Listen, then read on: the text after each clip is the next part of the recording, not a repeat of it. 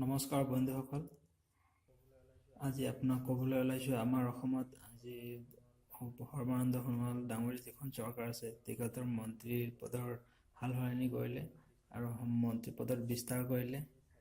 তো আজি 26/4/2018 তাৰিখে সম্প্ৰসাৰণ কৰিলে। তো আজি আপোনাক ক'বলৈ ওলাইছোঁ কি সম্প্ৰসাৰণ কৰিলে। তো পোনপ্ৰথমে মই ক'বলৈ ওলাইছোঁ যে ইয়াতে 7জন মন্ত্ৰী অন্তৰ্ভুক্ত কৰা হৈছে। নতুনকৈ 7জন বিধায়কক মন্ত্ৰীমণ্ডলত অন্তৰ্ভুক্ত কৰা হৈছে। তাৰ নামকেইটা মই কৈ দি আছোঁ।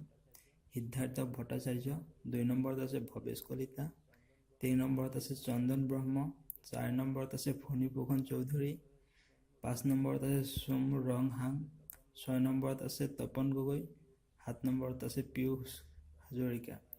তো আপোনালোকক মই এটা কৈ দি আছোঁ কোনে কোনটো পদ পালে। তো প্ৰথমতে আছে সিদ্ধাৰ্থ ভট্টাচাৰ্য। এখেতে বিজেপিৰ বিধায়ক, পূব গুৱাহাটী সমষ্টিৰ পৰা।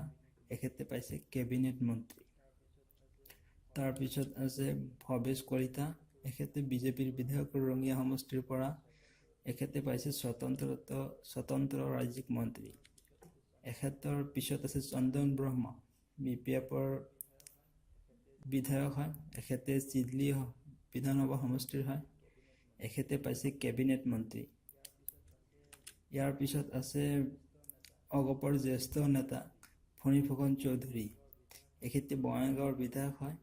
এখেতে পাইছে কেবিনেট মন্ত্ৰী। ইয়াৰ পিছত আছে সোম ৰং হাং। এখেতে বিজেপিৰ বিধায়ক হয়, ডিফু সমষ্টিৰ পৰা। এখেতে পাইছে কেবিনেট মন্ত্ৰী। ইয়াৰ পিছত আছে 6 নম্বৰত আছে তপন গগৈ। এখেতে বিজেপিৰ বিধায়ক, সোণাৰী সমষ্টিৰ পৰা। এখেতে পাইছে স্বতন্ত্ৰ ৰাজ্যিক মন্ত্ৰী। শেষত আছে পীয়ুষ হাজৰিকা। এখেতে বিজেপিৰ বিধায়ক, জাগিৰোড সমষ্টিৰ পৰা। এখেতে পাইছে স্বতন্ত্ৰ ৰাজ্যিক মন্ত্ৰী। ধন্যবাদ শ্ৰোতাসকল, দৰ্শকসকল। মোৰ ভিডিঅ'টো ভাল লাগিলে লাইক কৰিব, শ্বেয়াৰ কৰিব আৰু ছাবস্ক্ৰাইব কৰিবলৈ নাপাহৰিব। থেংক ইউ বন্ধুসকল, ধন্যবাদ। জয় অসম।